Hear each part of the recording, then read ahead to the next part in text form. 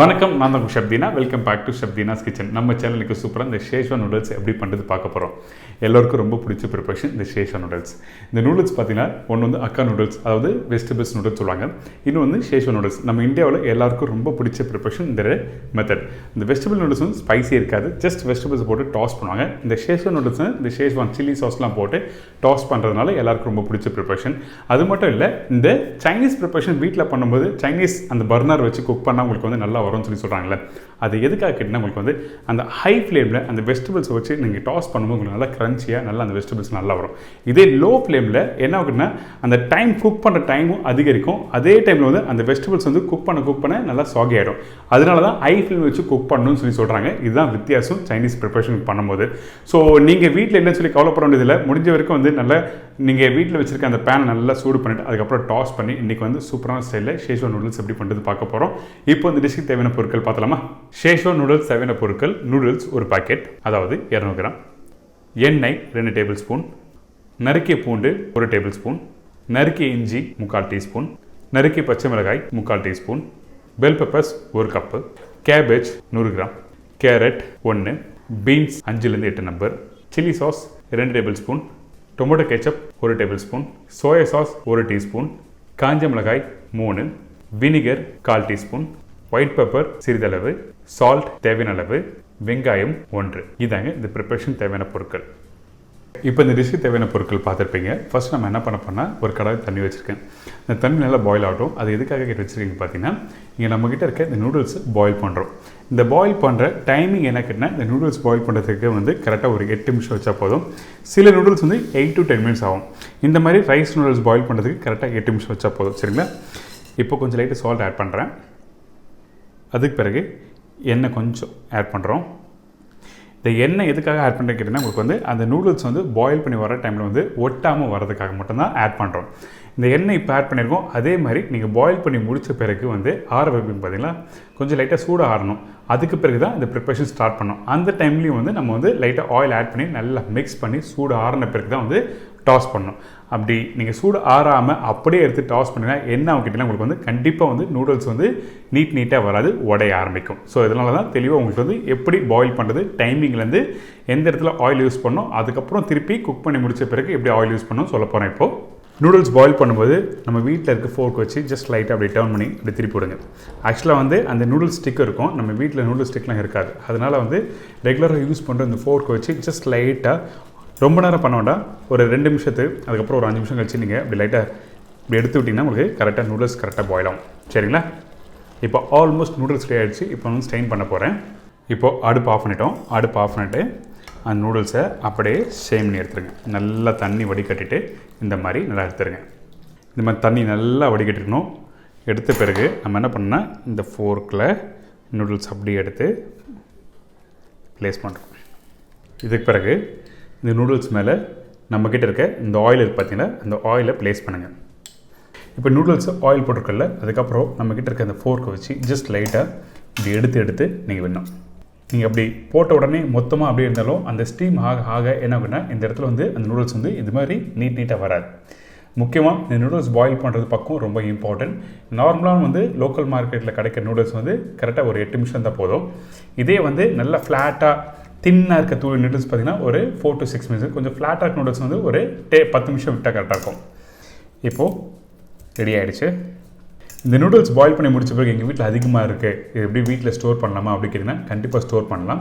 Store பண்ணும்போது கண்டிப்பாக சூடு இருக்கணும். சூடு ஆறின பிறகு ஒரு கண்டெய்னரில் போட்டு நீங்கள் வந்து கரெக்டாக கைப்படாமல் எடுத்து வச்சுருங்க. இது எத்தனை நாள் ஸ்டோர் பண்ணலாம் கேட்டிங்கன்னா, வந்து ஒரு 2 நாள் 3 நாள் உங்கள் வீட்டில் இருக்க ஃப்ரிட்ஜ் வந்து எந்த அளவுக்கு குட் கண்டிஷன் இருந்தால் கண்டிப்பாக 3 days இருக்கலாம். அப்படி டெம்பரேச்சர் கம்மியாக இருக்குது அப்படின்னு நினச்சிங்கன்னா நீங்கள் வந்து ஒரு நாள் தான் யூஸ் பண்ண முடியும். இப்போ சூடு ஆறிச்சு. இப்போ வந்து ப்ரிப்பரேஷன் நம்ம ஸ்டார்ட் பண்ண போகிறோம். ஓகே, இப்போ நூடுல்ஸ் பாயில் பண்ணுறது பார்த்தாச்சு. இப்போ நம்ம என்ன பண்ணுறோம்னா, நம்மக்கிட்ட இருக்க இந்த பூண்டு, பச்சை மிளகாய், இஞ்சி எல்லாத்தையும் கட் பண்ணி வச்சுருக்கேன். இதுக்கப்புறம் வந்து ஆனியன், காஞ்ச மிளகாய் சும்மா அப்படி 4 உடச்சி போடுங்க. அதுக்கப்புறம் குடமிளகா 3 கலர், அதாவது பெல் பெப்பர்ஸ் அதை சொல்லுவாங்க. இந்த பெல் பெப்பர்ஸ்னா ரெட் கலர், எல்லோ, க்ரீன் எல்லாத்தையும் சேர்த்து தான் பெல் பெப்பர்ஸ் சொல்லுவாங்க. இப்போ இதையும் ஆட் பண்ணுறேன். அதுக்கு பிறகு carrot, Julian carrot, beans, cabbage. இப்போ இதெல்லாம் போட்ட பிறகு ஜஸ்ட் பேனில் டாஸ் பண்ணுங்க. இது டாஸ் பண்ணுறதுக்கு எண்ணெய் எந்த அளவுக்கு ஆட் பண்ணிங்க அப்படின்னா கரெக்டாக ஒரு 2 டேபிள் ஸ்பூன் அளவுக்கு ஆட் பண்ணியிருக்கோம். அது மட்டும் இல்லை, நீங்கள் நூடுல்ஸ் வீட்டில் பண்ணும்போது ரொம்ப இம்பார்ட்டன்ட். அது என்ன கேட்டிங்கன்னா, நூடுல்ஸ் எந்த குவான்டிட்டி போடுறீங்களோ அதே குவான்டிட்டி அளவுக்கு வெஜிடபிள்ஸ் ஆட் பண்ணணும். நிறைய பேர் என்ன பண்ணுவோன்னா, இந்த கலர்ஃபுல்லான நூடுல்ஸ் லோக்கல் ஷாப்பில் போட மாட்டாங்க. அது எதுக்காக கேட்டிங்கன்னா, நீங்கள் இந்த வெஜிடபிள்ஸ், இந்த பெல் பெப்பர்ஸ், கேரட்டு, பீன்ஸ் எல்லாமே காஸ்ட் அதிகம். வெறும் கோஸ் மட்டும் தான் போடுவாங்க லோக்கல் ஃபாஸ்ட் ஃபுட்டில்.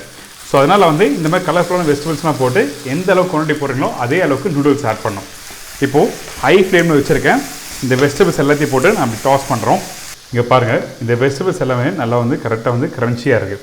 ஸோ ஓவர் குக் பண்ணக்கூடாது. நீங்கள் நல்லா வெல்டன் ஆன பிறகு நூடுல்ஸ் மிக்ஸ் பண்ணுறோன்னு சொல்லி நினைக்க வேண்டாம். எப்பவுமே இந்த வெஜிடபிள்ஸ் போடும்போது ஒரு 30 to 40% அளவுக்கு வதங்கிடணும். அதுக்கு பிறகு நூடுல்ஸ் போட்டு டாஸ் பண்ணும்போது அந்த ஹீட்லேயே கண்டிப்பாக இந்த வெஜிடபிள்ஸ் எல்லாம் வெந்துடும். ஸோ அதை தெளிவாக சொல்லியிருக்கேன். இன்றைக்கி வீட்டில் பண்ணும்போது கரெக்டாக பண்ணுங்கள். நம்ம வீட்டில் இருக்க கடாயை வச்சு இன்றைக்கி பண்ணலாம். இதுக்காக சைனீஸ் ஓக்கில் தான் பண்ணணும்னு சொல்லிட்டு நீங்கள் கஷ்டப்படணும்ல. இன்றைக்கி முக்கியமாக பண்ண வேண்டியதுக்குன்னா, இந்த கடாயை ப்ராப்பராக சீசனிங் பண்ணிடணும். அதுக்கப்புறம் சூடு பண்ணிடணும். ஹை ஃப்ளேமில் வச்சு நீங்கள் டாஸ் பண்ணுங்கள், கரெக்டாகிடும். இந்த வெஜிடபிள்ஸ் கரெக்டாக ஒரு 1 நிமிஷத்துலேருந்து 2 நிமிஷத்தில் வதங்கிடும். அதுக்கு பிறகு நம்மக்கிட்ட இருக்க இந்த சாஸ் ஆட் பண்ணுறேன். சில்லி சாஸ் ஆட் பண்ணியிருக்கேன். அதுக்கு பிறகு இந்த கெச்சப்,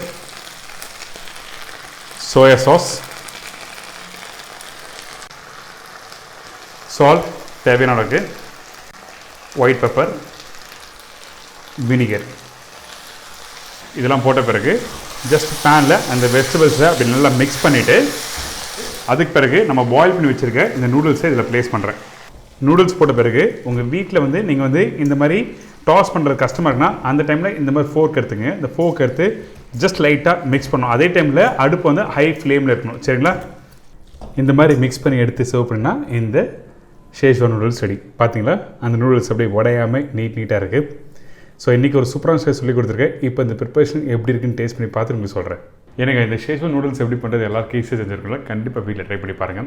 அது மட்டும் இல்லை, இந்த ஷேஷ்வான் சாஸ் எப்படி நான் அடுத்த வாட்டி கண்டிப்பாக போட்டுருவேன். நான் ஆல்ரெடி இந்த வெஜ் ஷேஷ்வான் ஃப்ரைட் ரைஸ் பண்ணும்போது தெளிவாக அந்த சாஸ் எப்படி பண்ணுறது சொல்லி கொடுத்துருக்கேன். நான் அதாவது அந்த செய்முறை எப்படி பண்ணுவாங்க அப்படி விளக்கம் உங்களுக்கு தெளிவாக கொடுத்துருப்பேன். இன்றைக்கி ரெடியான இந்த ப்ரிப்பரேஷன் டேஸ்ட் பண்ணி பார்த்துட்டு உங்களுக்கு எப்படி இருக்குன்னு சொல்கிறேன். அந்த பார்க்கும்போது அந்த வெஜிடபிள்ஸ் நல்லா க்ரன்ச்சியாக நல்லா இருக்குது பார்த்தீங்களா? அதுக்கு நல்லா தெளிவாக சொல்கிறோம். அந்த வெஜிடபிள் டாஸ் பண்ணும்போது அந்த 20 to 30% அளவுக்கு டாஸ் பண்ணால் மட்டும் போதும். அதிகமாக டாஸ் பண்ணும்போதுனா உங்களுக்கு அந்த வெஜிடபிள்ஸ் தண்ணி விட ஆரம்பிச்சிடும். அதுக்கப்புறம் நூடுல்ஸ் போட்டு மிக்ஸ் பண்ணும்போது உங்களுக்கு அந்த வெஜிடபிள்ஸே தெரியாது.